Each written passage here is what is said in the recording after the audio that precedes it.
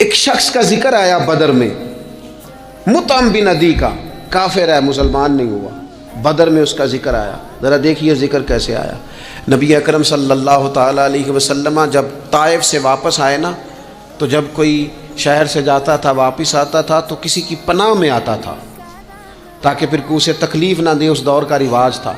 तो नबी पाक अलैहिस्सलाम जब वापस आए तो कई लोगों से बात की गई, लेकिन कोई भी आगे ना बढ़ा हुजूर की हिफाजत के लिए। तो मुतअम बिन अदी अपने 6 या 7 बेटों को लेकर असले समेत पूरी शान व शौकत के साथ नबी पाक को लेके आया और फिर हुजूर ने बैतुल्लाह शरीफ में नमाज पढ़ी।